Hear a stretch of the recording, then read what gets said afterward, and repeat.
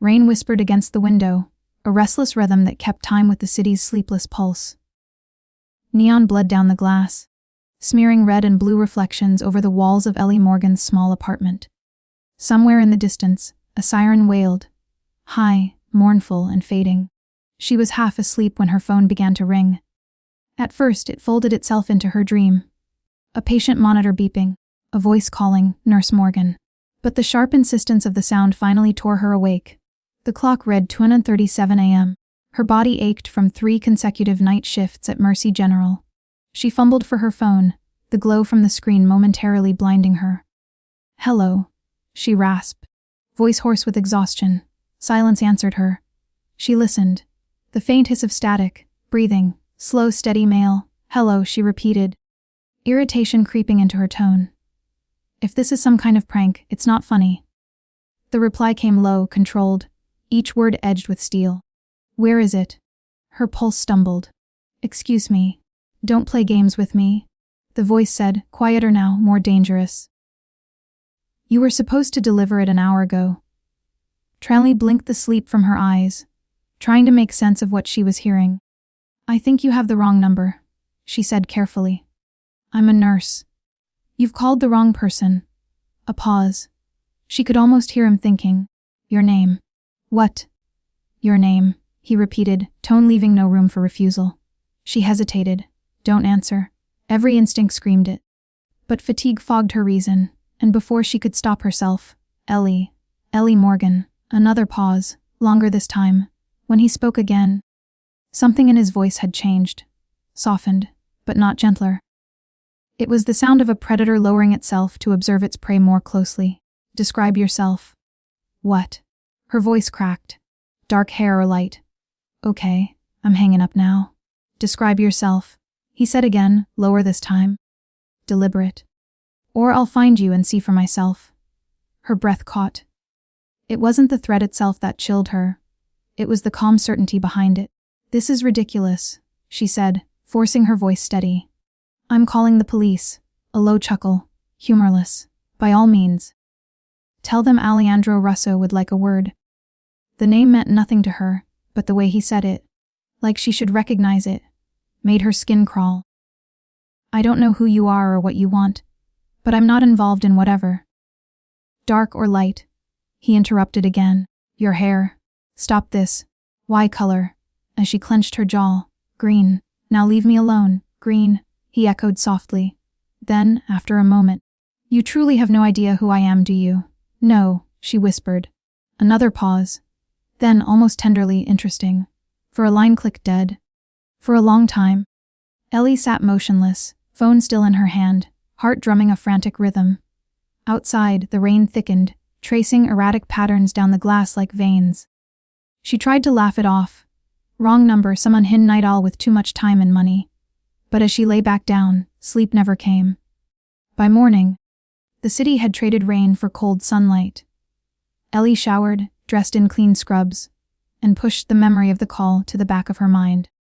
Hospitals didn't run on rest. They ran on caffeine and denial. Mercy General's emergency department greeted her with the usual chaos, stretchers rolling past, intercoms blaring, nurses moving in synchronized exhaustion. "Morning, Morgan." Tracy called from the nurses' station. "You look like hell." "Thanks," Ellie muttered, signing in. "You're radiant as ever." "Don't sass me, child. I've been here since 5 a.m. There's a delivery for you at reception."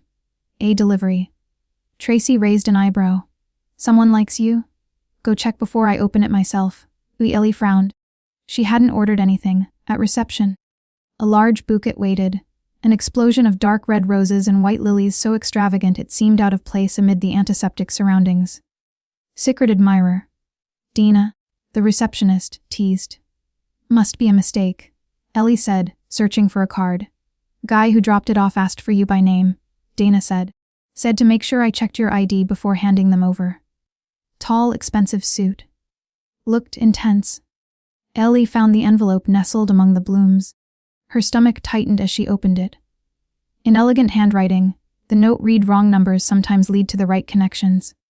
Looking forward to making yours. A.R." Her fingers trembled. Aleandro Russo. How had he found her? Hey, you okay? Dina asked, her teasing replaced by concern. Ellie forced a smile. Fine. Just surprised. Want me to toss them? No, Ellie said quickly. I'll take them home. She regretted the words immediately, but it felt dangerous to reject them. The rest of her shift crawled by. Every phone that rang made her jump. Every unfamiliar face in the ER waiting room sent a ripple of unease down her spine. By 8 p.m., she was bone-tired. She carried the flowers through the dim parking garage, keys between her fingers, pepper spray in her pocket. The bouquet felt absurdly heavy in her arms. Her car waited in its usual spot. 2 spaces away, a black Mercedes idled, engine running, windows tinted. Her pulse spiked. That hadn't been there this morning. She quickened her pace. Then the passenger door of the Mercedes opened. A man stepped out. Tall, dark suit, the kind of stillness that made the air around him feel charged. His hair was black, slicked neatly back, his jaw sharp enough to cut glass. Ellie Morgan, he said. His voice was the same as on the phone, low, deliberate, unforgettable. Her feet froze. How did you find me? He smiled faintly, though it never touched his eyes. Finding people is rarely difficult when you have the right resources. What do you want? To apologize, he said smoothly. For disturbing your sleep. And to satisfy my curiosity. He leaned against the car with effortless confidence, the city's fluorescent lights glinting off his watch. Another man waited by the driver's door, broad, shouldered, hand near his jacket pocket, where a holster bulged beneath the fabric. Ellie's grip tightened on her pepper spray. Curiosity about what? She asked. About what kind of woman answers a wrong number at 20:37 a.m., he said. And stays on the line. I was half asleep, she said quickly. And I'm a nurse. It's part of my job. The caretaker, he murmured. Always answering calls that aren't yours. He nodded toward the bouquet. Do you like the flowers? They're excessive. Beauty deserves acknowledgement, he said simply. And you are unexpected. Listen, Mr. Russo, Aleandro, he corrected softly. Mr. Russo, she insisted. You showing up here, this is stalking. It's illegal and terrifying. For the first time, his expression shifted, darkened. If I wanted to terrify you, he said, you'd know. The calm in his voice made her blood run cold. That's a threat. An observation, he replied. But I see I've made you uncomfortable. That wasn't my intention. What was? He studied her for a moment, then took a single step closer. Even that small movement made her retreat. To meet the woman with the voice that's been in my head all day. The Ellie's breath caught. The driver's voice cut through the tension. Boss. Security patrol approaching. Aleandro glanced over his shoulder, unbothered. It seems our conversation will have to wait. He reached into his jacket and held out a cream-colored card. My number. In case you need anything, I won't be calling. We'll see. He set the card on the hood of her car, his gaze holding hers for a beat too long. Then, before he slipped back into the Mercedes, he said it, quietly, as if sealing a promise. From now on, you're mine. The door closed with a muted thud, and the car rolled away, its taillights vanishing into the shadows. Ellie stood rooted to the spot, heart hammering, rain beginning to fall again in cold, thin sheets. The card sat on her hood like a curse. She picked it up. Plain elegant, embossed only with Aleandro Russo and a private number. Her hand shook. She wanted to throw it away, but she didn't. Instead, she slipped it into her pocket, as if some dark part of her knew that whatever had just begun couldn't be undone. When she finally drove home, the Mercedes didn't follow. At least, not that she could see. But as she locked her apartment door behind her, the rain against the window sounded different, less like weather, more like warning. And she couldn't shake the feeling that by answering that call, she had just rewritten her fate. By the time Ellie reached her apartment, dawn had melted into a gray, reluctant morning. The rain hadn't stopped, only softened. Like the sky had grown tired of weeping. She tried to sleep, tried to tell herself that the night before had been a dream, that the man in the parking garage was a hallucination, born of exhaustion and hospital coffee. But her body wouldn't forget the way his eyes had looked at her. Like he was already memorizing her shape. Every time she closed her eyes, She saw the flash of his smile, and heard the words that had rooted themselves in her brain. From now on, you're mine. Those 5 words clung to her thoughts like ivy creeping up a wall, persistent and impossible to pull free.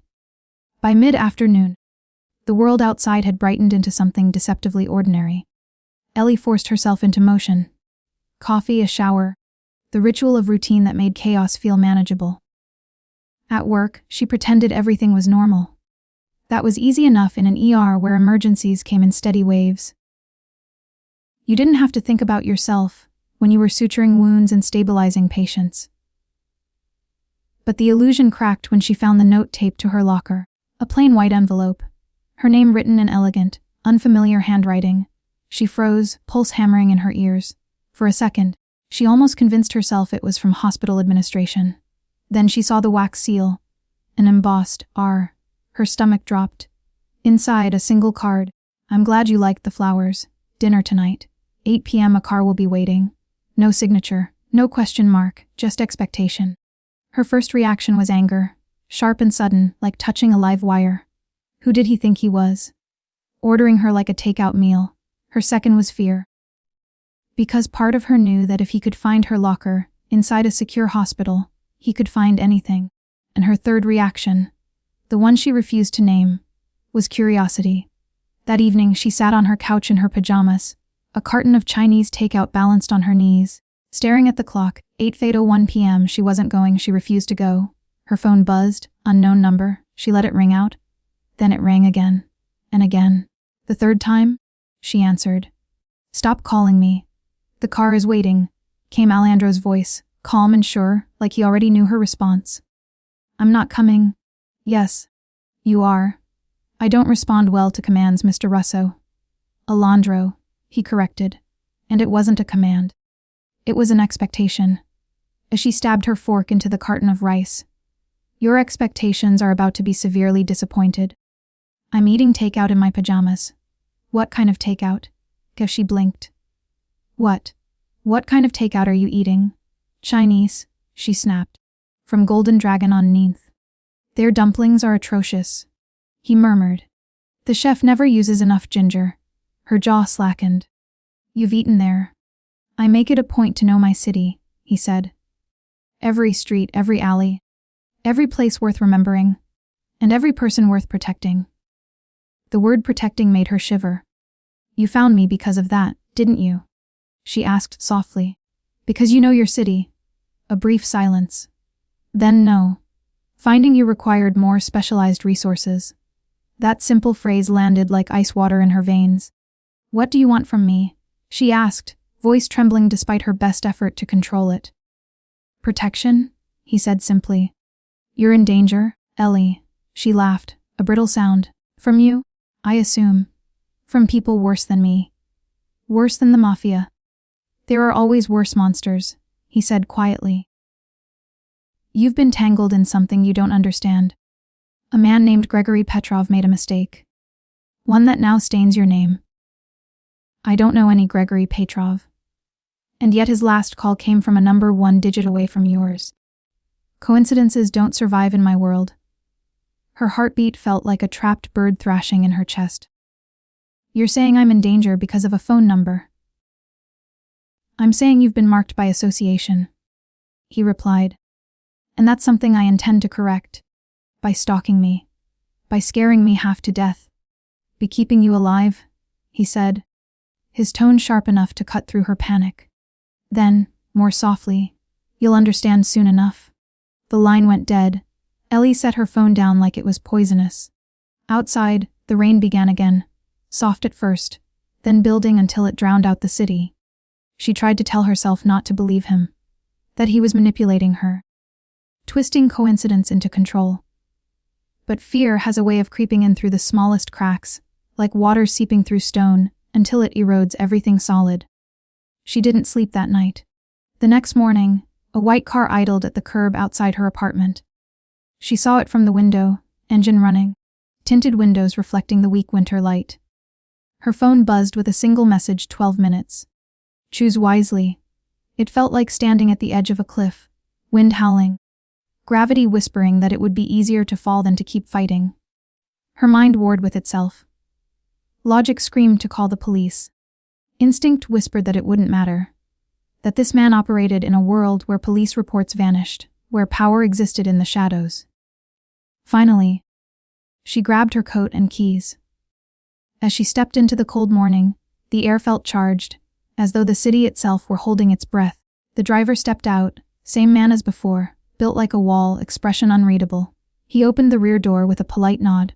"Ms. Morgan," he said. "Mr. Russo is waiting." The words felt like déjà vu, like the moment right before lightning strikes. Bright, blinding inevitability. Ellie hesitated only a second before sliding into the car. The door shut behind her, sealing her inside with soft, expensive finality. Aleandro sat across from her. Immaculate as ever, charcoal suit, dark eyes, quiet authority. "You came," he said simply. "You didn't leave me much of a choice," she replied. "There's always a choice," he said, voice low. "But some are more dangerous than others." She folded her arms. "Then tell me the truth. Who was Gregory Petrov?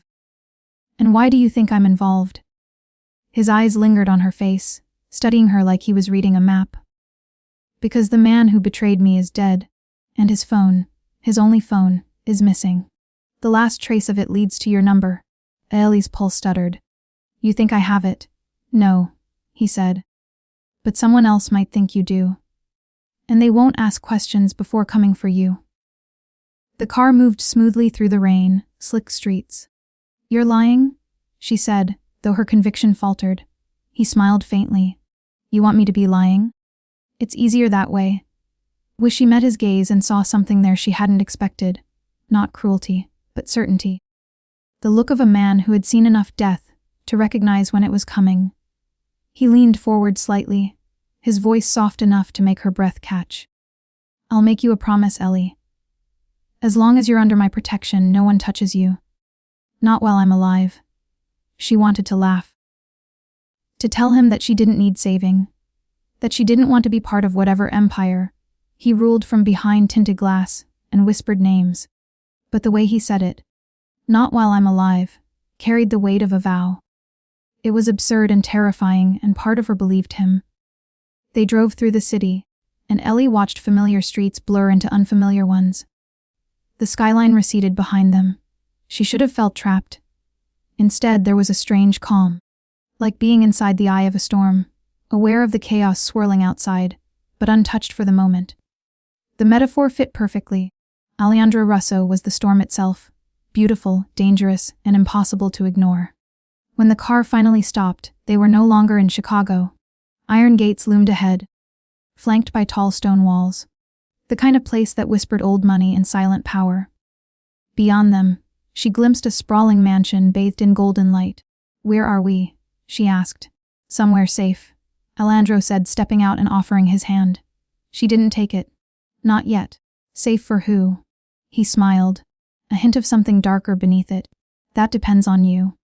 And as the gates swung open, Ellie Morgan understood that she had crossed an invisible line. Whatever her life had been before that phone call, it was over. She wasn't walking into safety. She was walking into the lion's den. The car eased to a stop in front of the mansion's arched entrance. A line of rainwater glimmered on the flagstones like spilled mercury. Ellie hesitated before stepping out, unsure which was louder, her heartbeat or the quiet purr of the Mercedes engine behind her. The air smelled of cedar, wet earth, and something else. Money, maybe. Power. Aleandro stood at the base of the marble steps, waiting. The wind lifted the hem of his coat. Even in the gray light he looked sculpted, deliberate. Like a man who existed outside the world's rules. "Welcome," he said. "You'll be safe here." "I'll decide that for myself," she answered, but followed him inside. 1. The house that watched warm light spilled through the foyer. The floors were black marble veined with silver, and a chandelier shimmered above like a captured constellation. 2 men in dark suits stood guard near a pair of double doors. Every surface gleamed, every step echoed. The place looked lived in but curated, like someone had taken great care to erase any trace of humanity. Aleandro's voice softened. "You don't have to be afraid." And Ellie stopped walking. "You keep saying that, and I keep not believing you." He turned to face her fully. Then let me earn it. The words lingered between them longer than either expected. 2. Questions without answers. He led her into a study-lined floor, tip ceiling with books. A fire burned in the hearth, scenting the air with oak smoke. He gestured toward the chair opposite his desk. Sit. She didn't move. You could start by explaining why my apartment is under surveillance, and why someone left a dead man's name attached to my phone number. He folded his hands. Because the world I live in bleeds into yours now. A man named Gregory Petrov betrayed powerful people. The night you answered that call, you stepped into the space he left behind. I don't even know him. That's what makes you useful. And dangerous to them. And Ellie shook her head. None of this makes sense. It will, he said. Soon. He opened a leather folder and slid a photograph across the desk. A middle-aged man with thinning hair, eyes half hidden behind glasses. Petrov, Aleandro said. The night he died, his phone disappeared. 2 hours later. Someone dialed your number by mistake. She stared at the picture. I don't know him, she whispered. I believe you, Aleandro said, but they won't. 3. The mirror, he stood, crossing to the window. The rain had stopped, leaving the glass streaked and dull. His reflection hovered beside hers in the dark pane. You think I'm your enemy, he said quietly. That's not entirely untrue. But right now, I'm the only one standing between you and men who see you as a loose thread to cut. She met his gaze in the reflection. You don't even know me. He turned, eyes catching the firelight. I know enough. You work 16-hour shifts in a city that doesn't notice you. You still visit your parents' graves every month. You answer calls that aren't yours. That tells me everything I need. Her throat tightened. You've been watching me. I've been making sure you stayed alive. The Ellie took a step back. That's not protection. That's control. Sometimes they're the same thing. For a moment, the only sound was the fire. The air between them felt charged again, like the space after thunder when the world holds its breath. 4. The warning, a soft chime, broke the silence. Aleandro pressed a button on the desk phone, spoke a few rapid Italian words, and listened. His expression hardened. He looked back at her. You can't go home tonight. What? Why? Because someone already tried to break in. The room seemed to tilt. That's impossible. He stepped closer. Nothing is impossible. They're looking for something Petrov stole, a hard drive. Whatever's on it is worth killing for. Your number connects you to it. They won't stop until they're sure you have nothing. I don't have anything? I know. He reached into a drawer, took out a small object, and set it in her hand. A sleek phone. New number, new identity for now. Use it only to call me or the men I assign to you. She stared at the device, its smooth weight unfamiliar. This isn't my life, she said softly. I take vitals, I change dressings. I don't run from gunmen in black cars. He studied her face. Your life changed the moment you answered my call. 5. The invitation dinner was served in a smaller room off the main hall. Candlelight flickered across polished silver and crystal. Ellie sat stiffly, appetite gone. Aleandro poured wine but didn't drink. You're quiet. I'm calculating how to escape if this turns out to be a kidnapping. His mouth curved almost imperceptibly.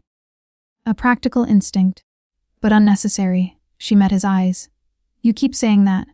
You expect me to trust you. He leaned forward, elbows on the table. I expect you to survive. Trust will come later, or it won't. Either way, I'll keep you breathing. His certainty unsettled her. It was the kind of confidence that came from a man who had already chosen which lives mattered and which didn't. 6. Firelight after dinner, he walked her back to the study. The fire had burned low, coals pulsing like a heartbeat. Where will I stay? She asked. There's a guest wing. My people will guard the corridor. I don't need guards. You do, he said, because they've already found you once. She hesitated, then finally asked the question that had been clawing at her since the night before. Why me? You could protect anyone. Why involve yourself in this? He regarded her for a long moment, then spoke so quietly she almost missed it. Because you answered. Ellie frowned. What? That night, he said. You picked up the phone when anyone else would have let it ring. You stepped into my world without knowing, and now you can't unstep. I don't let fate waste effort. The fate. The word sounded archaic on his tongue, almost sacred. She crossed to the window again.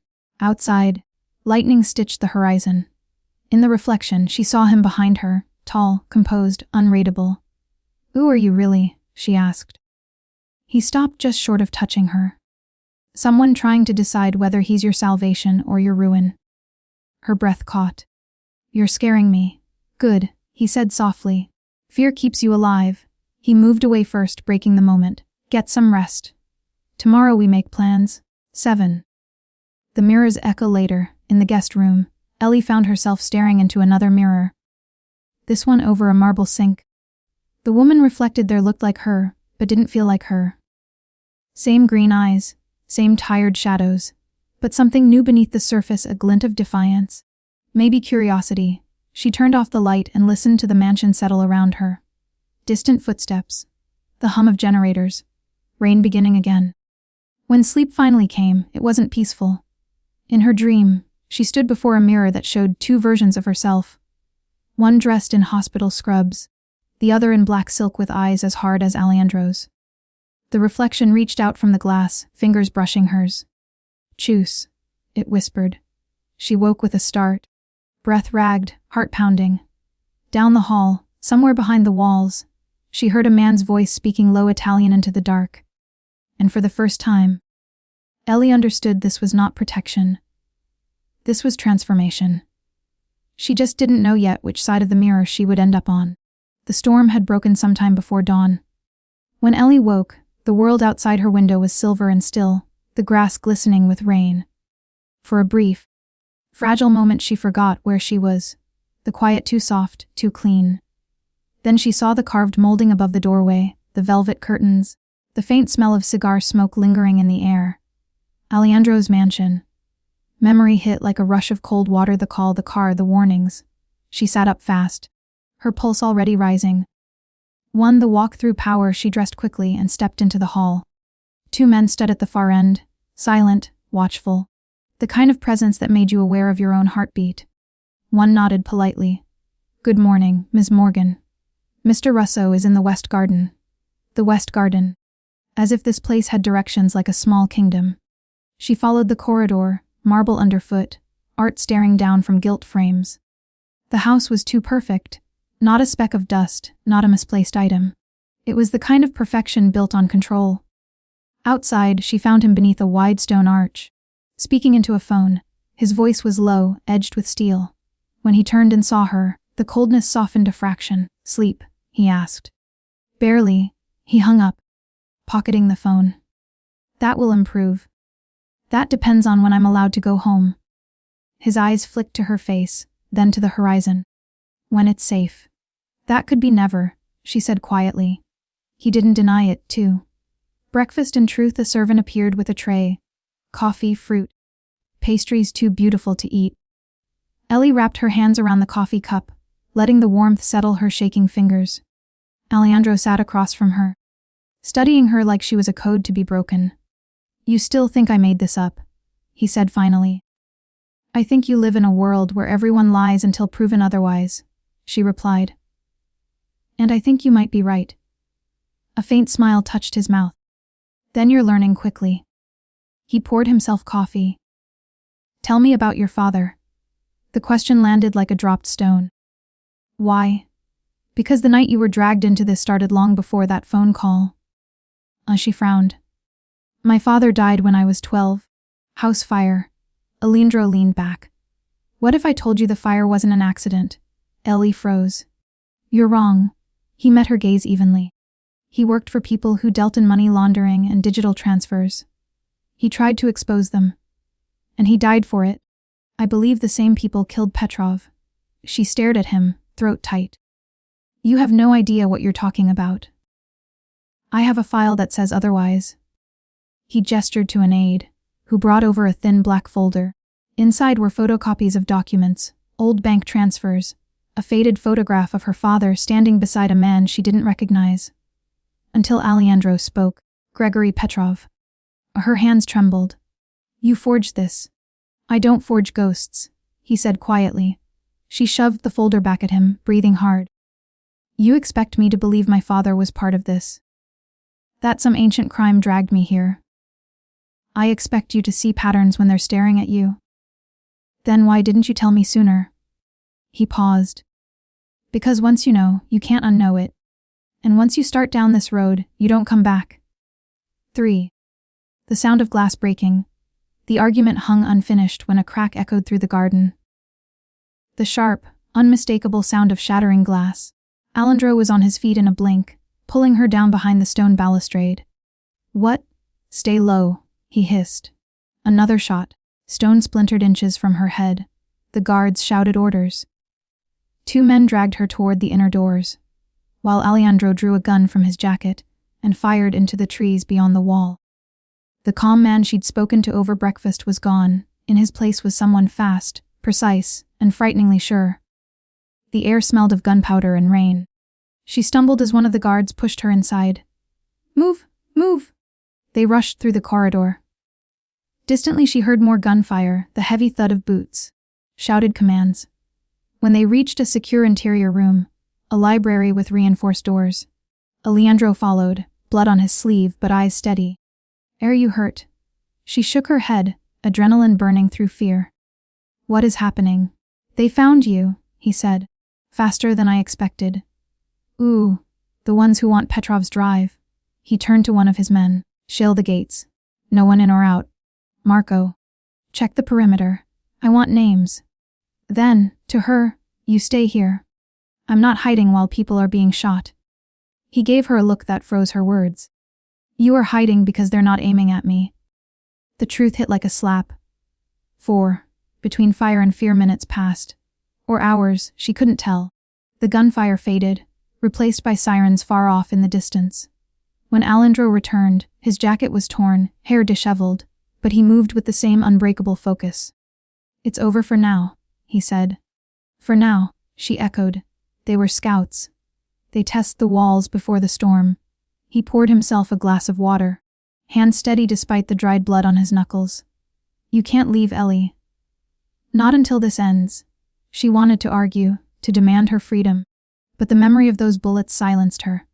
Finally, she whispered, If I stay, am I your prisoner? His eyes softened just slightly. No. You're under my protection. The difference is choice. And if I try to leave. He stepped closer, close enough for her to see the faint scar along his jaw. Then I'll still protect you, he said quietly. But you'll make it harder. 5. The pack that night, the mansion was unnaturally quiet. Guards patrolled the halls, radios murmuring in low tones. Ellie stood by her window, staring out at the dark gardens. Somewhere beyond those walls, men had tried to kill her for reasons she still barely understood. Behind her, a soft knock. Aleandro entered, his shirt unbuttoned at the collar, sleeves rolled. He looked tired, but his eyes held that same unshakable control. I came to see if you were sleeping, he said. I can't. He nodded once. Neither can I. For a long moment they stood in silence.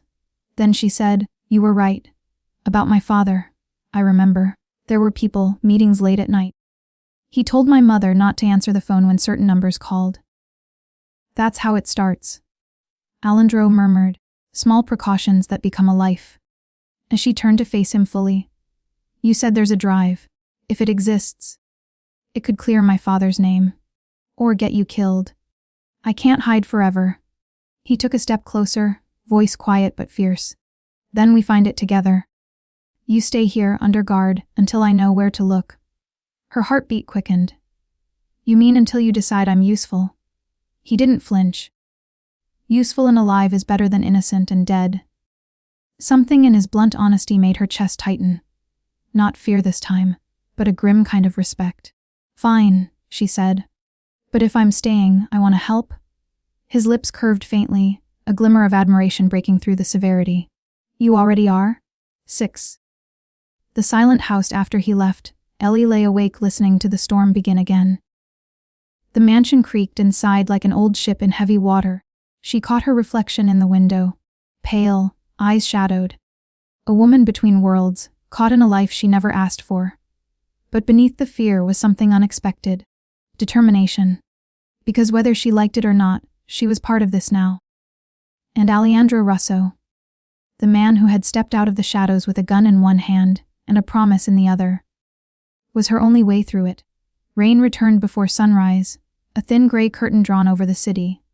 In the mansion's west wing, Ellie sat at the edge of the bed with the folder Aleandro had given her still open beside her. Most of the papers made no sense. Bank codes, shipment manifests, foreign accounts. But one photograph held her. Her father stood beside a docked boat, smiling in the sunlight.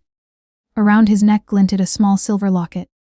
She remembered it now, faintly a delicate thing shaped like a teardrop, always tucked under his collar. Her breath caught. She hadn't thought of it in years. The door opened quietly. Aleandro leaned against the frame, freshly dressed, rain still in his hair. "You've been up all night." "I found something," she said, holding up the picture. "This locket. He gave it to me before the fire. I lost it that night." He came closer, eyes narrowing on the photograph. "Describe it." "Silver, smooth on one side, engraved with a compass rose on the other." He stared at her as if the air between them had shifted. "The compass rose," he murmured. "That symbol appears in Petrov's encrypted files." The Ellie's pulse quickened. "You think my father hid something inside it?" "I think he hid everything inside it," Aleandro said. The ghost in the file, he spread a tablet on the table, bringing up a screen of code and images. Between strings of numbers was a small compass rose watermark. Petrov used this mark to flag the most sensitive transfers, he explained. But every attempt to trace them loops back to an old account under your father's name. "So this isn't just about Petrov," Ellie said quietly. "It never was." Aleandro's tone carried no satisfaction, only the calm precision of a man piecing together a crime he'd long suspected. "Where would your father have hidden a locket that valuable?" he asked. Ellie thought of her childhood bedroom, the tiny house reduced to ashes. "If he wanted it safe, he'd have sent it away. To someone we trusted." "Who would that be?" She hesitated. "My Aunt Lydia. She lives in Naperville." Aleandro glanced toward the window, rain streaking the glass. "Then that's where we go." 2. Leaving the fortress within the hour, they were in a car again. Different driver, different route. Marco, the broad-shouldered guard who had saved her during the attack, rode in front. Aleandro sat beside her in silence. The hum of the engine and the steady rhythm of the wipers filled the air between them. "Finally," she said, "you keep saying I'm safer with you. Yet everywhere you go, people shoot at you." He turned his head slightly. "That's the irony of safety in my world. The closer you are to me, the more protected and the more visible. Comforting." He gave a faint smile. "I'm not here to comfort you. I'm here to keep you breathing." "You make it sound so romantic," she muttered. His eyes lingered on her. "You'd be surprised what survives in the dark." She looked away, heat rising in her face. 3. The visit Aunt Lydia's house sat at the edge of town. White shutters and ivy climbing the porch. It looked like a place untouched by violence. But the moment Aleandro's car stopped outside, the normal world seemed to hold its breath. Lydia answered the door with a startled cry. "Ellie?" I thought. "What on earth?" Ellie hugged her tightly. "I just need to ask about something Dad gave me. A necklace, a locket." Her aunt's smile faltered. "I haven't heard that word in years." She disappeared inside and returned with a small box wrapped in faded tissue paper. "I kept this after the fire," she said. "I didn't know if you'd want it." Inside, nestled against velvet, lay the silver locket. The compass rose gleamed faintly even in the gray light. Ellie's throat tightened. "He said it would protect me." Aleandro took it gently, turning it over in his fingers. "Old design," he murmured. "But there's weight to it. More than jewelry." He pressed a tiny clasp, and the back clicked open. Inside was a narrow strip of metal etched with a series of numbers. "Coordinates," he said. "Coordinates to what?" "Let's find out." 4. Fire on the road, they didn't make it far. Half an hour outside Naperville. The car's windshield exploded inward. Marco jerked the wheel, the vehicle skidding across wet asphalt. Ellie screamed as bullets punched holes through the side panels. Aleandro pulled her down, his arm around her shoulders, voice low but steady. "Stay down." Marco slammed the car into a side ditch, shouting. 2 vehicles behind. Aleandro drew a pistol from beneath his coat, cracked the door open, and fired 3 precise shots. The gunfire that answered came wild, desperate. "Get out," he barked. They scrambled from the car into the rain-soaked field. Mud splashed up her legs, cold wind cut through her jacket. Marco returned fire, covering them as Aleandro guided her toward the line of trees. "Who are they?" she gasped. "People who want what's in your hand." She realized she was still clutching the locket. 5. The lake memory. They reached an abandoned barn by the edge of a small lake before stopping. Marco checked the perimeter, then stood watch at the door. Aleandro examined the locket again under a flashlight. The coordinates lead north. Somewhere rural. Ellie stared at the numbers. They felt almost familiar. "These look like... No, it can't be." "What?" "My father used to take me fishing every summer at a place called Lake Sherwood. The first 3 digits match the old highway near there." Aleandro studied her face. "You're certain?" "Yes." He exhaled slowly. "Then that's where we go next. If your father left anything for you, that's where it's waiting." He reached out, brushing a streak of mud from her cheek with his thumb. The gesture was small, instinctive, yet it sent a shiver through her. "You're trembling," he said. "It's cold." He gave a quiet, knowing smile. "Partly." For a moment, the storm outside and the danger beyond the walls felt far away. There was only the sound of their breathing, the weight of what they'd just survived, and the locket between them. A tiny, gleaming key to a truth buried years ago. 6. The decision. When dawn began to lighten the horizon, Marco returned from his post. "Perimeter clear. We should move before they regroup." Aleandro nodded. "Lake Sherwood by midday." He turned to Ellie. "You trust me now?" She looked at him, muddy, exhausted, and alive. "I don't know if trust is the right word. But I'm still here. That's enough for now." He handed her a new coat from the emergency pack, then opened the barn door. The world beyond was washed clean by rain, the road glistening like glass. Ellie followed him out, the locket hanging from her neck for the first time in more than a decade. It was cool against her skin, pulsing faintly with each heartbeat. Somewhere ahead, answers waited, and she wasn't sure whether she feared them more than the men chasing her. The road to Lake Sherwood wound through pine forests, still slick from rain. Mist clung to the trees, turning the morning light to silver. In the back seat, Ellie held the locket like an anchor while Marco drove in silence. Aleandro watched the rear view mirror as if the past might appear there at any second. They reached the lake by noon. The water stretched out calm and gray, ringed with reeds and empty cabins. A single boathouse crouched near the shore, its roof bowed with age. "Your father used to come here?" Aleandro asked. "Every summer," she said. "We'd fish until sunset." He said the lake kept secrets better than people. "Then it's a fitting place to hide something." 1. The house under the hill. Instead of heading for the cabins, Aleandro directed Marco toward a cluster of trees beyond the main road. Hidden among them was a concrete service entrance half, buried under ivy. He keyed in a code on a metal panel. Hydraulic bolts released with a hiss. Ellie stared. "What is this?" "My insurance policy," he said. "A safe house I built before I ever took control of the Russo name." Inside lay a narrow corridor descending into the earth. LED lights flickered on one by one. The air smelled of metal and damp stone. "At least tell me there aren't rats," she murmured. "Only ghosts." He replied lightly, and she wasn't sure if he was joking.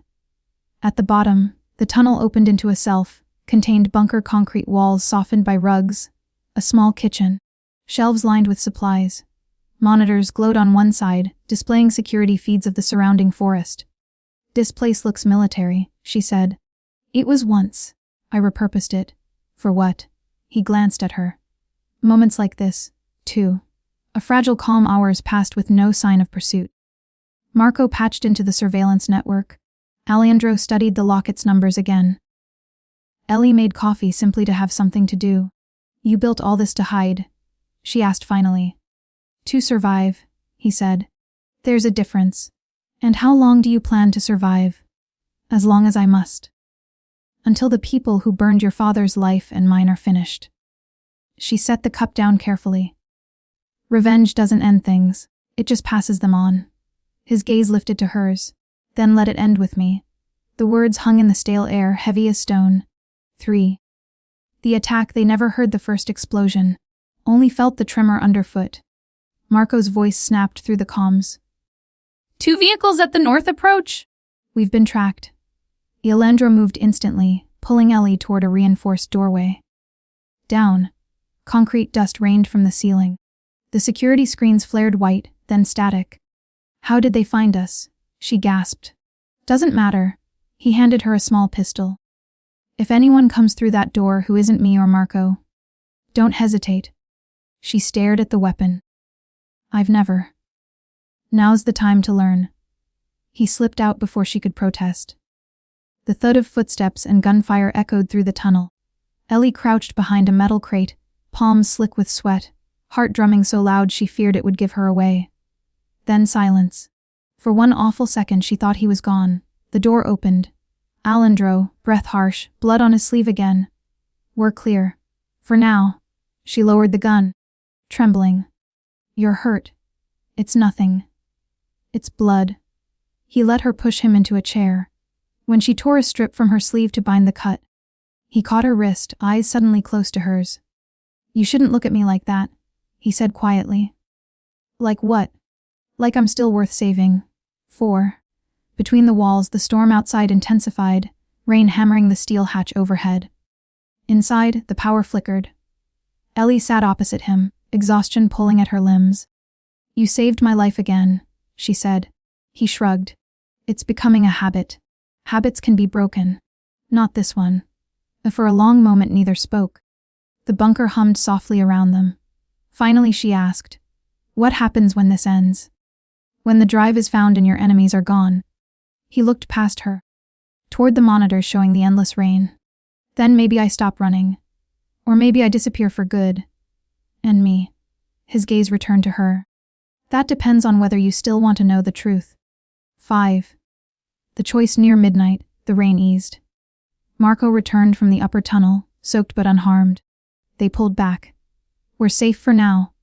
Aleandro nodded, but his attention was still on Ellie. "Rest. Tomorrow we follow the coordinates. The locket's secret is close." She hesitated. "If I hadn't answered that phone, would you have found me anyway?" He considered. "Fate's efficient when it wants to be." She almost smiled. "That's not an answer. It's the only one I believe." 6. The watch later. While the others slept, Ellie wandered to the entrance tunnel. Through a narrow vent she could see a sliver of night sky. The moon hung low, reflected faintly in the water outside. Behind her, Aleandro's voice broke the silence. "You should be sleeping." "I can't." He joined her at the vent, shoulders brushing hers. "Fear. Uncertainty," she said. "About everything." "Good," he murmured. "Certainty is how people get killed." They stood together in the dim light, the quiet hum of machines filling the gap between words. For the first time since the night of the wrong call, Ellie didn't feel entirely alone. The storm finally broke sometime after dawn. Pale light crept down the concrete corridor, cutting thin silver bars across the floor. Ellie woke to the distant sound of water dripping through the ventilation shaft and the low hum of the generators. For a moment she forgot where she was. Then she felt the cold metal wall beneath her palm, smelled the gun oil and damp air, and memory rushed back. Gunfire, blood, the locket's gleam in Aleandro's hand. He sat across the room at the work table, sleeves rolled, studying the small strip of metal from inside the locket. The glow from the laptop painted his face in fragments of blue light. "You don't sleep, do you?" she said quietly. He didn't look up. Sleep is a luxury. Decoding is a necessity. Ellie crossed to him, the blanket from her cot still around her shoulders. On the screen, the coordinates now resolved into lines of numbers and letters arranged in pairs. "What is it?" "A cipher," he said. "Your father built layers. The coordinates point to a region, but these numbers translate to a date and something else. A storage code, maybe. Can you break it?" He gave a small smile. "Given time." "How much time?" "More than we have." 1. Fragments. Marco brought them coffee and vanished again. The bunker felt smaller now, the walls closing in with every passing hour. Ellie leaned against the table, watching the code scroll past. "You really think my father wanted me to find this?" she asked. Aleandro nodded. "He left a trail only you could follow, numbers tied to the lake, to your childhood. He trusted you even then." She swallowed hard. "I never understood why he was always so careful. He'd unplug the phone before bed. Once he made us leave the house in the middle of dinner, because a car parked outside too long. He wasn't paranoid," Aleandro said. "He was hunted." The words sank like stones. 2. Cracks in armor. By afternoon, Aleandro finally pushed back from the table, eyes shadowed, the ciphers partially open. The date corresponds to a bank vault entry. July 6th, the year he died. The rest could be the key. He rubbed his temples, fatigue breaking through his usual control. Ellie poured him more coffee, and for the first time he didn't refuse. "You keep saving me," she said softly. "Who saves you?" His laugh was low and humorless. "No one needs to." "That's not true." He looked up, meeting her gaze. "If I start believing otherwise, I get careless. People die when I'm careless. Maybe people die because you're alone." The silence that followed was heavier than gunfire. 3. The fault line. A sudden rumble overhead made the lights flicker. Marco's voice crackled over the intercom. "No contact topside, just thunder." Ellie let out a shaky breath. Aleandro watched her. "You still flinch every time the earth moves." "Because the last time it did, people were shooting at me." He stood, crossing to her. "That's not weakness. It's memory." She looked up at him. The distance between them, physical, emotional, felt thinner than the air itself.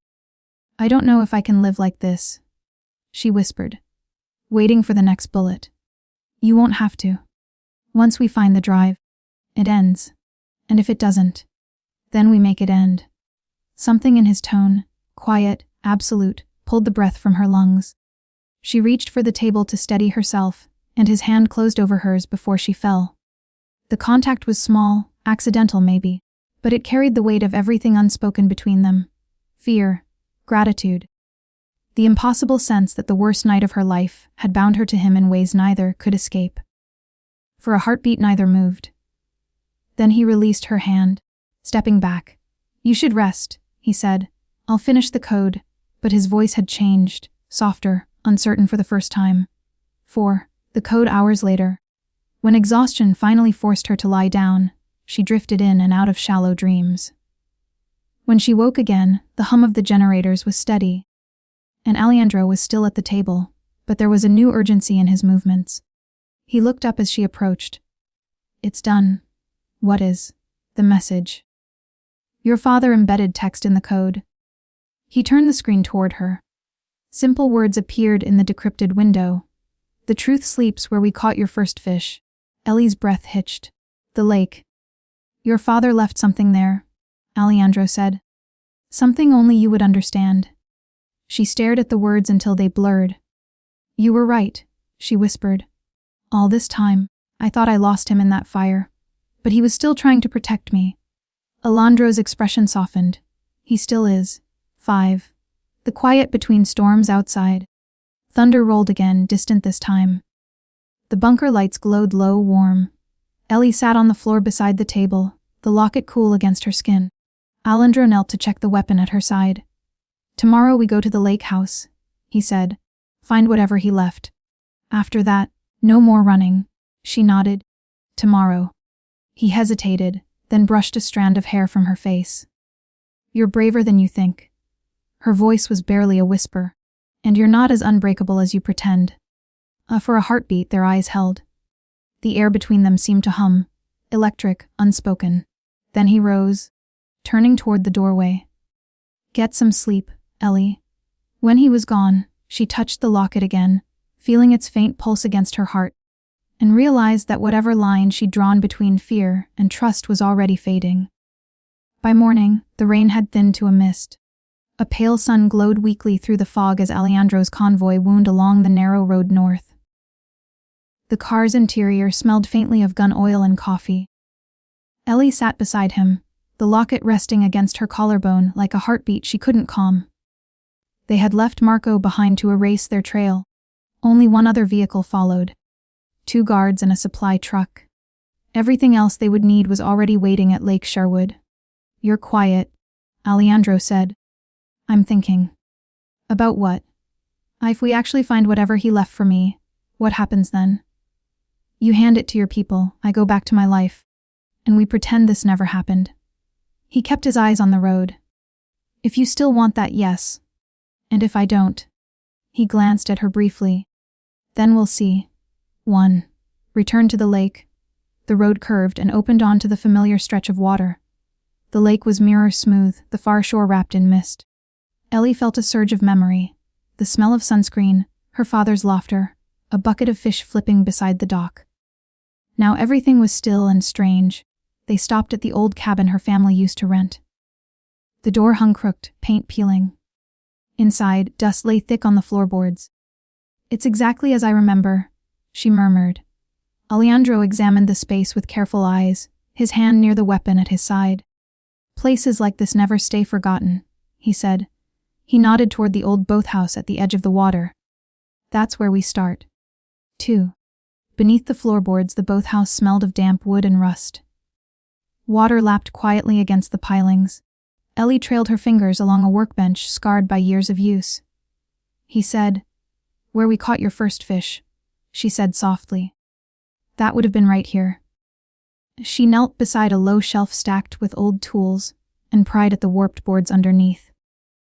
The second one gave way with a groan. Inside was a small tin box, sealed with tape so brittle it crumbled at her touch.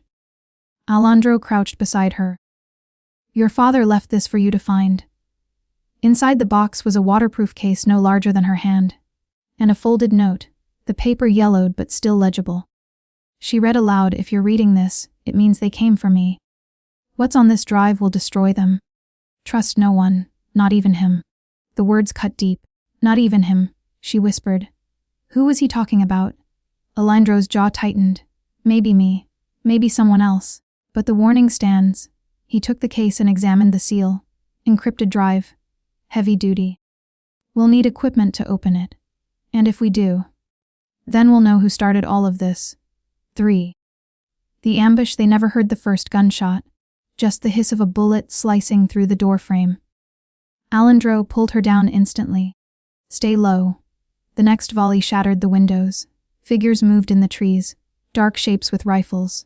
"How did they find us again?" she shouted. "They never stopped tracking me," he said, firing back through the open door. "Get to the dock." They ran, boots splashing through the shallows. Bullets hit the water like snapping whip cracks. Aleandro fired in short, measured bursts, covering her as she climbed into the small rowboat still tied to the post. "Cut it loose." She slashed the rope with a rusted knife, and the boat drifted into open water. Aleandro jumped in behind her, returning fire until the trees disappeared in fog. Her hands shook on the oars. "Where are we going?" "Across the lake. There's another road on the far side.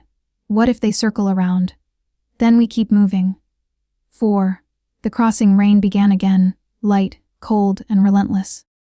Ellie rowed while Aleandro reloaded the pistol.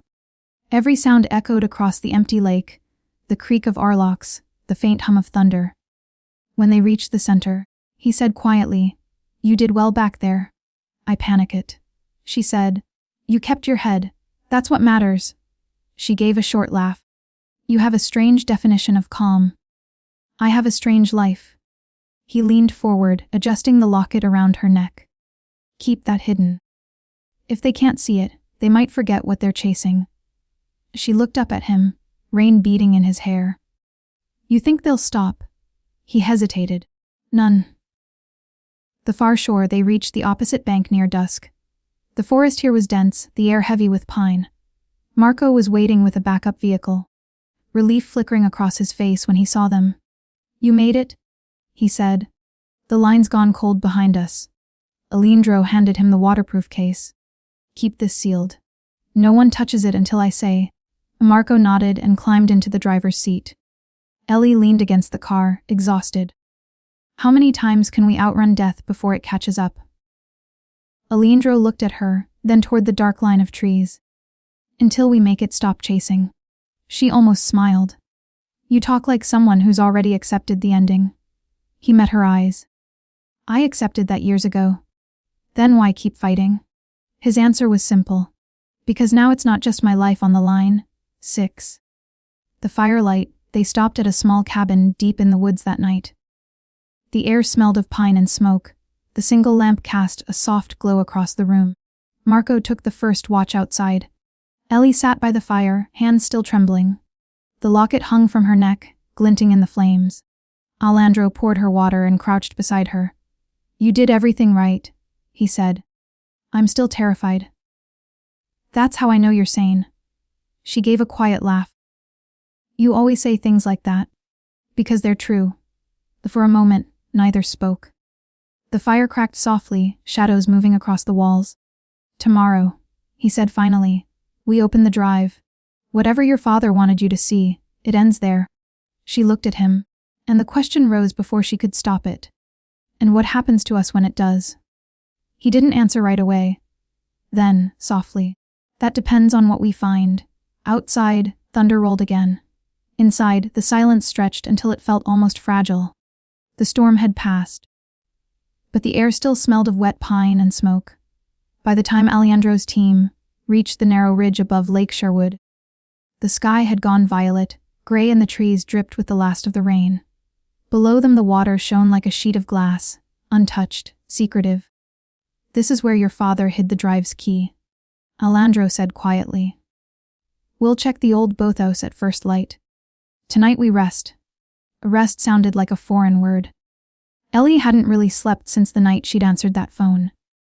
The cabin Marco found was small, a single room. One fireplace, the smell of cedar heavy in the walls. It reminded her faintly of summers before everything broke. Aleandro lit the fire himself. Sparks jumped up, painting his face in amber light. For the first time she noticed how tired he looked, the dark circles under his eyes. The cut still healing along his jaw. He had bled for her twice now, maybe more. You should let me check that wound, she said. He almost smiled. Doctor's orders. Nurses, she corrected. Set. 1. Patching the cracks, he obeyed without argument, lowering himself onto the old sofa. She cleaned the cut with what little antiseptic they had. Her hands steady from years of practice. But the closeness was different from the calm detachment of the hospital. His breath warmed her wrist. The firelight turned the edges of the room to gold. You never flinch, he said. I've seen worse, she replied. But I've never treated someone who never complains. Complaining doesn't stop the bleeding. Neither does silence. That drew the faintest laugh from him. You'd have made a good interrogator. I'm just tired of half answers. Aleandro's gaze lifted to hers. You already know most of what matters. I killed to protect what's left of my family. You're part of that now, whether you asked for it or not. I didn't ask, she said softly. But I'm still here, too. The distance between. When she finished bandaging him, she meant to move away, but his hand caught her wrist. Lightly, almost questioning. Ellie, he said, her name a low sound, almost a sigh. You shouldn't look at me like that. How am I looking at you? Like you're deciding if I can be saved. She met his eyes. Maybe I'm deciding if I can be. The silence stretched, filled only by the crackle of the fire and the rhythm of the rain easing on the roof. He released her hand slowly, as if afraid that touch alone could undo the fragile truce between them. Get some sleep, he murmured. We'll start early. But she didn't move, and neither did he. 3. The confession. You asked me once why I keep fighting, he said finally. The truth is, I don't know how to stop. I built my life on vengeance until it was the only thing left. Then you answered that call. She turned toward him, heart thudding.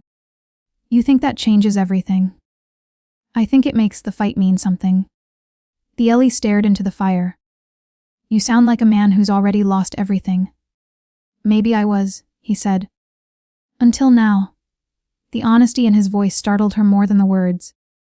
For all his control, all the steel in him, there was a tremor beneath. The kind that comes when a person finally admits they're tired of the dark. She didn't answer.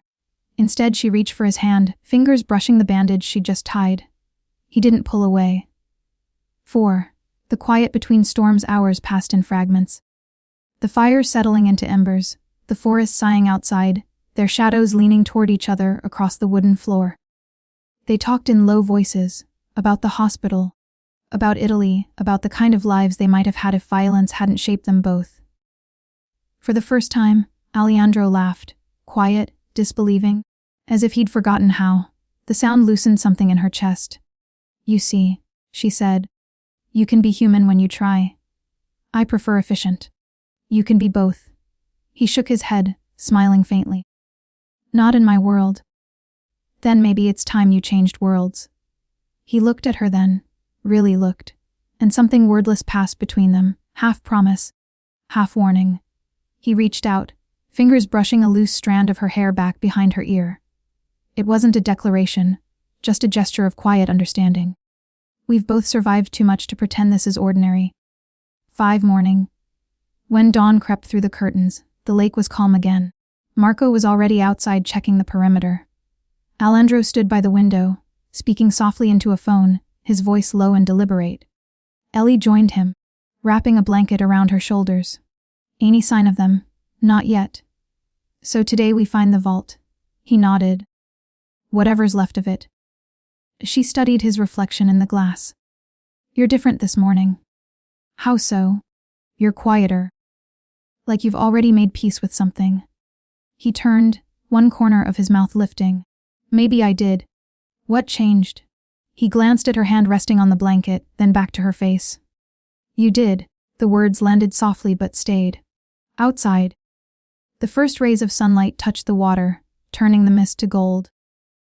Somewhere beneath that still surface waited the truth her father had died to hide, and the future neither she nor Aleandro had dared to imagine. Morning arrived sharp and clear. Mist rose from the lake in curling veils, catching the first thin rays of sun, for the first time in days. Ellie could smell clean air instead of smoke and cordite. The peace felt false, like a held breath before the next blow. Aleandro moved with quiet precision, checking weapons, scanning the tree line, giving low orders to Marco. The calm before action suited him, it made him look carved from certainty. "You ready?" he asked. Ellie nodded. "If we're wrong, I want to be wrong fast." He almost smiled. "Then let's find your father's secret." 1. The boathouse. They crossed to the dock just as the sun burned away the fog. The old boards creaked beneath their feet. Aleandro carried a crowbar and a flashlight. Ellie carried the locket. Inside, the boathouse smelled of rust and memory. Dust motes hung like floating ash. The wooden fish her father had mounted over the workbench still hung crooked, paint flaking. Ellie stopped in front of it, heart thudding. He used to joke that this fish was worth more than the boat. Aleandro tilted his head. Maybe it was. He stepped up on a stool, pried the fish off its hook, and ran a hand along the back. A faint metallic click sounded. The panel behind the fish loosened. Inside the hollow wall was a small steel safe, the kind designed to outlast everything but time. "Your father was clever," Aleandro murmured. "No one would look here. Can you open it?" He examined the lock. "If I can't, Marco can." Marco joined them with a compact toolkit, working quickly. After a tense minute, the lock gave way with a soft snap. Inside lay a waterproof case identical to the one they'd found earlier, and an envelope marked in her father's handwriting. Ellie's fingers shook as she opened it. The letter inside was short, written in hurried strokes. "If this reaches you, they've failed to silence me completely." Inside the case is the evidence of everything. Names, transfers, every crime they built our fortune on.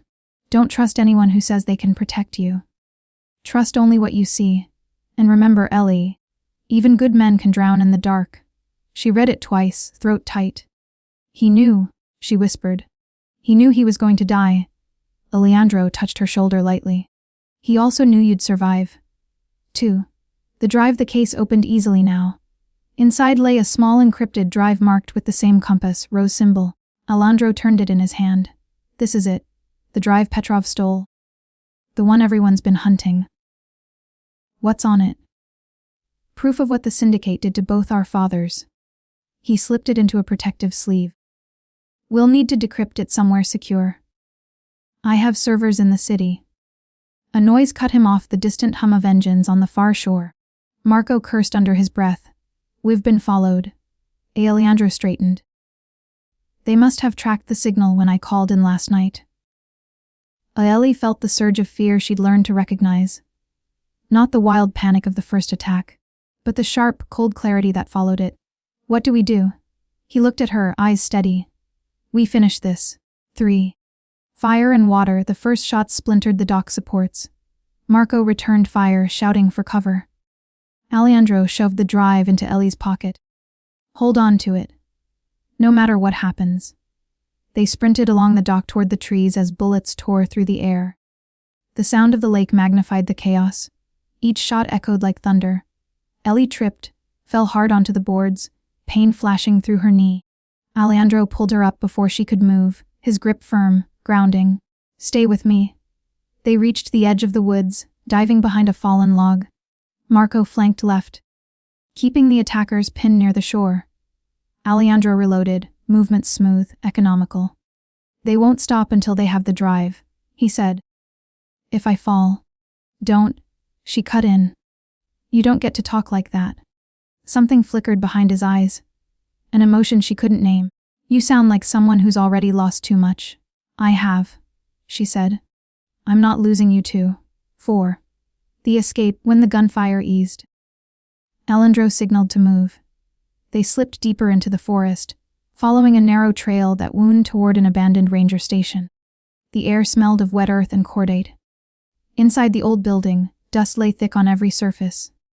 Aleandro sealed the door and checked the windows. Marco set up a portable transmitter, listening for pursuit. "They're regrouping," he said. "We have maybe 15 minutes. Aleandro turned to Ellie. "We can't run forever. Once the drive is decrypted, we end this." As she looked at the small device in her hands. "You really think this will destroy them?" "If your father built it, yes. And if it destroys you too?" He smiled faintly. "Then maybe that's what it was meant to do." 5. The hidden truth. A faint beeping from the laptop drew their attention. Marco frowned. "They're scanning for active signals. If we transmit anything, they'll know our position." "Then we go dark," Aleandro said. "No calls, no signals. Just the drive." He powered up a secure offline rig, inserting the device. Lines of code began to stream across the screen. For several minutes, nothing happened. Then a folder appeared. Inside were hundreds of files, transaction records, photographs, names. Ellie recognized one instantly. Kazan Industries. The same corporation that had funded the charity wing at her hospital. She read the header aloud. Money laundering, arms shipments, medical front operations. Her father's name appeared next to a list labeled whistleblower contact. Tears stung her eyes. He was trying to stop them. While Aleandro's jaw tightened. And they burned him for it. 6. The next step. Marco's voice broke the heavy silence. "We can copy the data, get it out before they find us." Aleandro nodded. "Do it. Then destroy the rest. If they recover even a fragment, we lose everything." Ellie watched the files transfer. Each bar that filled felt like another heartbeat counting down. When it finished, Aleandro pocketed the new drive. "Now we bring this into the light." Ellie met his gaze. "And then we disappear." She wanted to argue, to tell him that disappearing wasn't living. But the look on his face stopped her. The man who had once lived only for vengeance was finally near the end of his war. She couldn't take that from him. 7. Nightfall. They slipped away before dusk, the forest swallowing the old cabin behind them. In the distance, sirens wailed, too late, or maybe too early. The lake reflected the setting sun in ripples of red and gold. Ellie looked back once. "Do you think he'd be proud of me?" Aleandro didn't answer at first. Then, quietly, "He'd be proud you survived. And you?" "I don't do pride," he said. "But I do gratitude." "For what?" "For answering the call." She smiled through the ache in her chest. "You still think that was fate?" "I know it was." They kept walking as the last light bled out of the sky. Two silhouettes moving toward whatever waited beyond the tree line. Truth, danger, or maybe something that finally resembled peace. The road back toward the city cut through empty farmland, a ribbon of cracked asphalt under a bruised sky. Ellie watched the landscape blur past, the drive hidden in Aleandro's coat pocket, the air inside the vehicle thick with exhaustion and anticipation. They were almost free, or so she wanted to believe. 1. The message a few miles outside the suburbs, Marco's radio cracked with static. A woman's voice bled through the noise. One of Aleandro's lieutenants. Sector 7 compromised. Repeat, compromised. Someone fed them coordinates. Aleandro stiffened. Who gave this frequency? It came from our own network. The voice replied. An internal trace points back to your command center. The line went dead. Ellie felt the change in him immediately. The stillness of a man who's just realized he's been cut open. You think someone inside your crew sold us out? She asked. He nodded once. Or worse, they never left, too. The highway narrowed into industrial ruins on the outskirts of the city. Abandoned warehouses and chain link fences. Marco slowed the car. We should reroute through the river road. Aleandro was silent for a beat too long. Then he said, No. If they're waiting, they'll expect us to run. He checked his weapon, calm again, every movement deliberate. Whatever happens, Ellie, you stay behind me. The warehouse ahead glowed faintly with light. It was one of Aleandro's old properties, a storage depot used when his family still controlled half the city. Feels wrong, Marco muttered. It is, Aleandro said, but we finish this here. 3. The double cross inside, the air smelled of oil and dust. Rows of steel containers lined the walls. Aleandro moved first, gun raised, the sound of their footsteps echoing. Marco, he said softly, seal the doors. Marco turned toward the switch, then froze. A faint metallic click sounded behind them. The doors slid shut on their own. From the shadows, half a dozen armed men stepped forward. And behind them, calm and smiling, was Kazan, the rival boss whose name had haunted every rumor. Kazan, Aleandro said, I wondered when you'd crawl out of your grave. Kazan's grin widened. You brought me the girl yourself. Generous. Ellie's stomach dropped. How? Kazan's eyes glinted. One of your protectors called me. Told me where you'd be. Aleandro's gaze cut to Marco. The older man's face twisted with guilt. I didn't mean to. They had my sister. The shot rang out before he finished. Marco collapsed, the sound echoing through the hollow building. Ellie gasped. You shot him? Aleandro lowered the gun, expression carved from stone. He made his choice. Kazan clapped slowly. Still sentimental, Russo. Always cleaning your own mess. 4. The room erupted. Gunfire cracked, metal rang, sparks showered from the catwalk above. Aleandro shoved Ellie behind a crate, returning fire with terrifying precision. She pressed her hands over her ears, the world narrowing to the rhythm of shots and shouted orders. When she peeked out, she saw 2 of Kazan's men fall, another fired wildly, bullets ricocheting off steel. Aleandro moved like smoke. Quick, efficient, merciless. But there were too many of them. A bullet tore across his shoulder. He stumbled, blood darkening his sleeve. Ellie crawled to him, dragging him toward cover. Stay down, he growled. Not without you. Kazan's voice boomed from the upper level. Hand over the drive and I might let her live. Aleandro's hand found Ellie's, pressing the small device into her palm.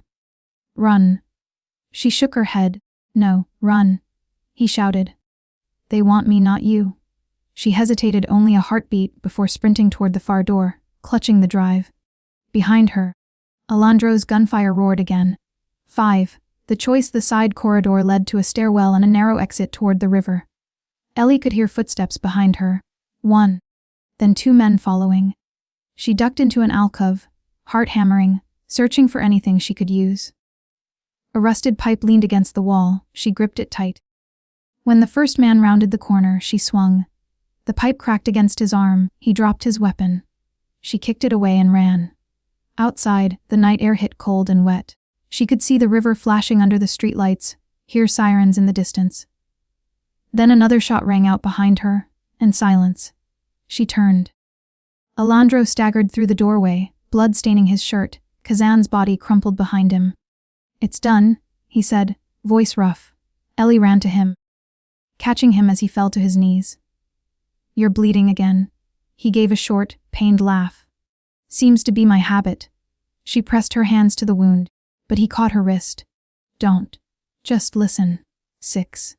The confession, the drive, he said, his voice barely above a whisper. It's the end of all of them. Use it. Clear your father's name. Walk away. Stop talking like you're dying, she said, tears stinging. You're not allowed. He looked up at her. The hard lines of his face softened by exhaustion and something like peace. Ellie, if I don't make it, you will. Remember that the moment you answered that call, you saved me. Her breath caught. Aleandro. He closed his eyes briefly, then forced himself upright. We have to move before the police arrive. If they find us here, everything we've done is for nothing. She slipped under his arm, helping him toward the riverbank. 7. Escape. They reached the water's edge as blue lights flashed on the horizon. The river carried the city's glow on its surface. Aleandro limped beside her, half leaning, half walking. A small motorboat waited, one of his emergency escapes. Ellie helped him aboard, started the engine, and guided it into the current. The warehouse receded behind them, a smear of light and smoke. For a long while neither spoke. The city skyline loomed ahead, reflected in the dark water like another world turned upside down. Where do we go now? She asked. Somewhere they can't follow, he said, voice faint but steady. Somewhere we can finish this. She nodded, clutching the drive against her chest. Together. He looked at her, managing a small, tired smile. Together. The river carried them east until the lights of the city shrank to a thin silver line. By the time Ellie eased the boat into the shadows under an old bridge, Aleandro was pale, his left arm wrapped in a strip torn from her coat. The water slapped quietly against the hull. We can't keep running, she said. He nodded once. We won't. The drive's enough to destroy every name on that list, but it has to reach someone clean. You have someone. He gave a small, grim smile. A federal contact who owes me his life. He thinks I'm a ghost, but ghosts can still deliver messages. 1. The plan. They hid the boat beneath the bridge and made their way through the abandoned rail yard beyond it. The city was waking, traffic rumbled in the distance. Aleandro kept one hand on his sidearm, the other pressed to his bandaged shoulder. Ellie spoke quietly. When this is done, what happens to you? He didn't answer right away. If the Bureau takes the evidence, my family's organization collapses. That means everyone who worked for me becomes prey. And you? I vanish. You could come with me. He glanced at her, eyes softening. You don't even know where you'll end up. I don't care. The faintest smile. You should, too. The safe house. By midday, they reached one of Aleandro's last safe locations, a derelict textile mill hidden behind a chain link fence. Inside, old machines stood like sleeping giants. Dust glowed in the sunlight slanting through broken windows. Aleandro pulled a tarp off a generator and powered up a satellite uplink. The hum filled the silence. He slipped the encrypted drive into a hardened laptop. Once I hit send, he said, every file goes straight to 3 servers, 1 federal, 1 international press outlet, 1 dead drop. No one can bury it again. Ellie hesitated. Then the war's over. For them, he said. For me, we'll see. He pressed enter. The progress bar crawled forward, each percentage another heartbeat. 3. The flames. They didn't see the attackers until the first Molotov hit the wall. Glass shattered, fire spread fast along the oil-stained floor. Aleandro grabbed the laptop, shoving Ellie toward the exit. Move. Outside, 6 men poured through the fence. Kazan's remnants, desperate and furious. Bullets ripped through the air. Aleandro fired back, guiding Ellie behind a stack of crates. The upload, she shouted. Still running. If we hold them for 2 minutes, it finishes.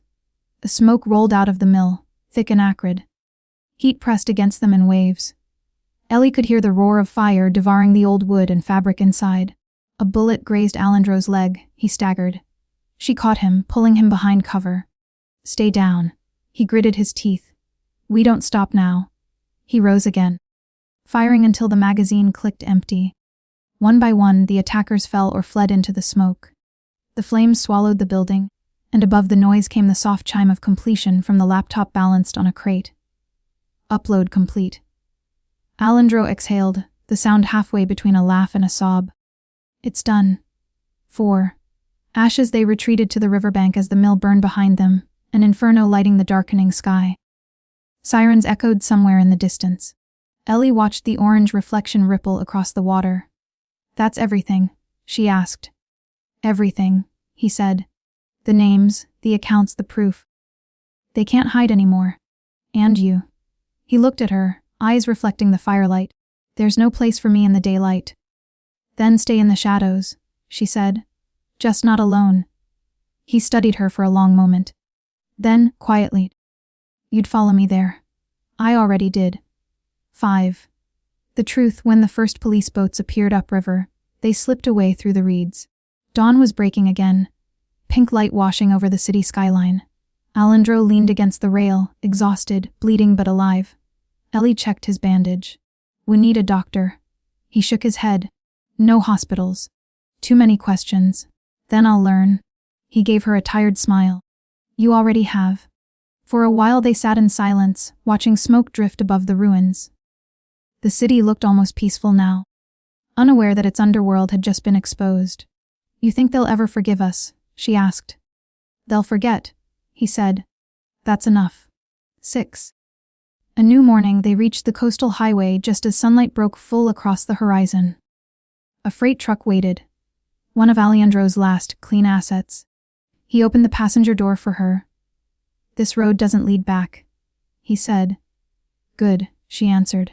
They drove until the city disappeared in the mirrors, until the smoke on the skyline was only a faint memory.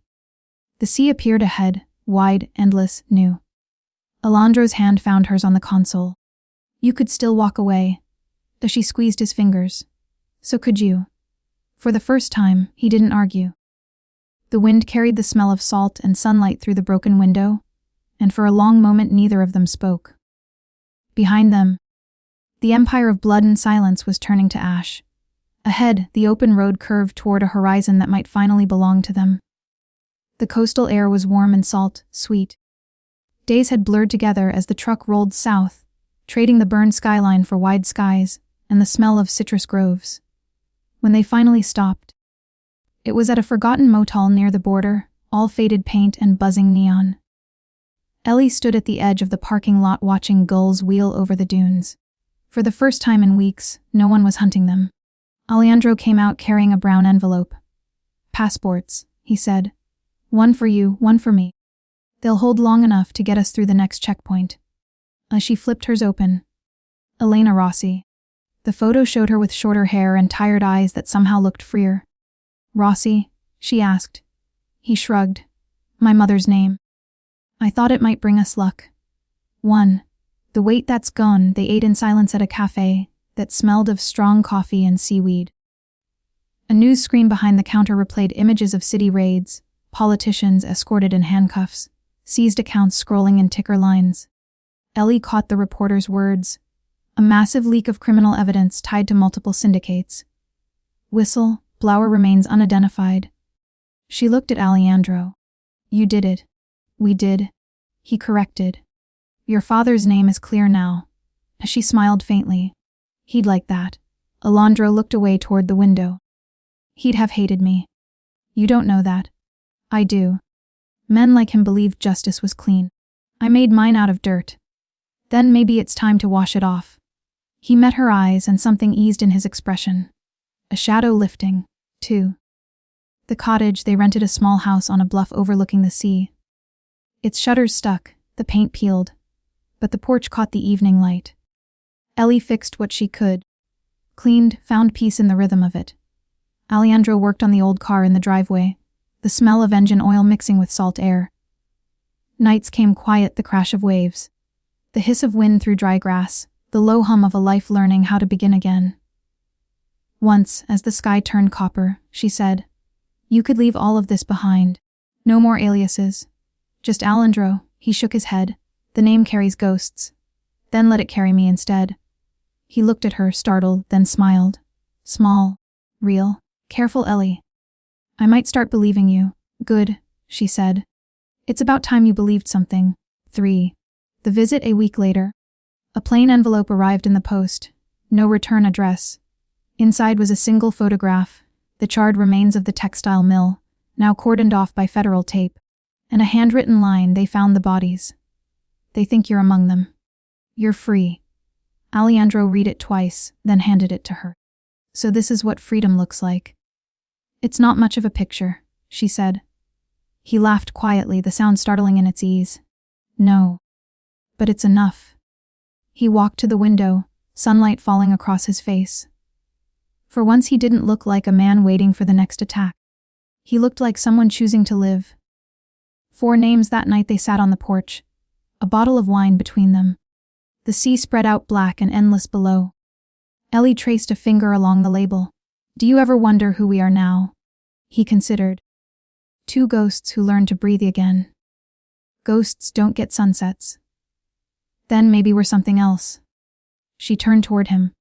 What do you want to be? Aleandro. He thought for a long time before answering. Alive. She smiled. That's a start. 5. Tomorrow, when dawn broke, gulls screamed above the cliffs.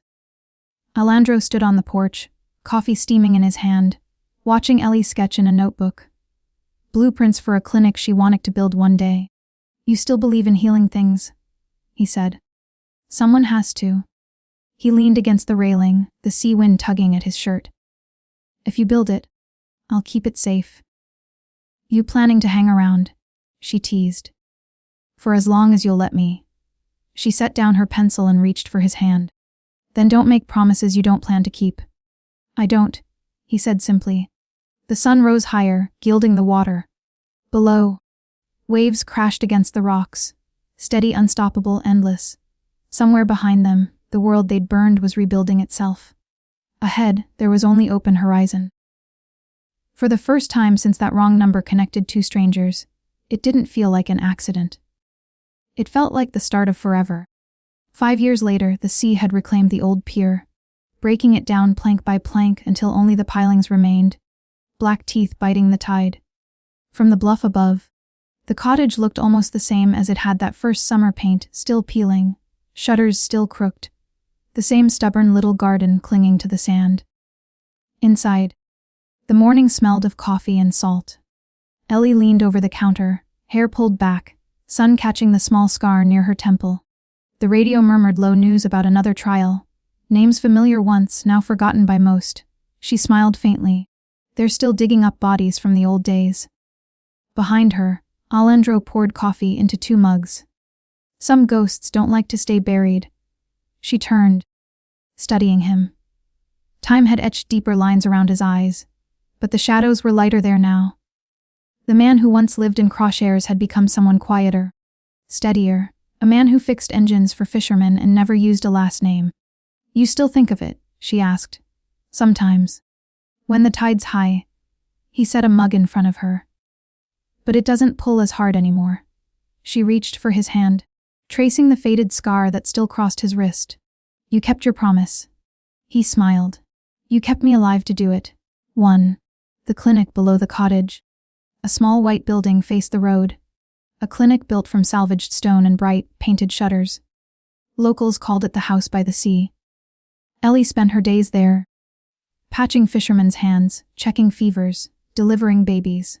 In the evenings she walked home along the cliffs, shoes in one hand, the ocean breeze tangled in her hair. Some nights, she still thought she heard the buzz of that first call, the mistake that had rewritten her life. If she closed her eyes, she could still see the glow of Aleandro's number, flashing across the phone screen, the voice that had sounded like trouble and destiny all at once. Now it was only the sea wind whispering her name. 2. Visitors one afternoon, a black sedan appeared at the clinic's gate. The driver wore a federal badge in polite exhaustion. Mrs. Rossi? He asked. The bureau wanted me to deliver this. He handed her a sealed envelope marked with an old crest. The same compass rose that had once branded every piece of her father's secret world. Inside was a simple note. The last of them stood trial today. Your father's testimony, recovered from the files, closed the case. The record shows he died protecting others. Consider his name cleared. Ellie folded the paper carefully, heart steady. Thank you. When she returned to the cottage that night, she found Aleandro on the porch, watching the sea. She handed him the note without a word. He read it, nodded once, and handed it back. It's over then. It was over the day we left, she said. This just makes it official. He looked out at the water, the horizon melting into the dark. Strange. I spent my whole life waiting for peace, and when it comes, it feels like silence. She touched his arm. Then let's fill it with something else. 3. Salt and smoke. Later that night, they built a small fire on the beach. The smoke drifted toward the waves, carrying the scent of pine and salt. Ellie tossed the old compass pendant into the flames. No more maps, she said. No more codes. Aleandro watched it melt, the metal glowing red. You sure? She smiled. We've already found what we were looking for. He looked at her then, the woman who had once been a stranger's voice on a phone, and for a long time neither of them spoke. The fire crackled, the tide whispered, and the stars rose one by one, bright and distant. He reached for her hand, his fingers warm and rough against hers. So this is how it ends, he said softly. No, she answered. This is how it begins. 4. Tomorrow at dawn, the sea mist rolled over the cliffs again. Soft as breath, the cottage roof gleamed wet in the early light. Ellie watched Aleandro from the doorway as he loaded a toolbox into the old truck, ready to help a neighbor with repairs down at the docks. Be back before dark, she called. He smiled. You still don't trust me out there? Not the ocean, she said. Just the quiet. He laughed, a sound that had once been rare, now easy, and came to kiss her forehead. I always come home. As he drove away, the wind carried the scent of smoke and salt through the open window. And she thought of how far they'd come. From the wrong number that started everything to this ordinary morning filled with light. The sea kept its secrets, as it always had. The past slept beneath the waves. And on the edge of the world, 2 ghosts who'd learned to breathe again finally belonged to the living.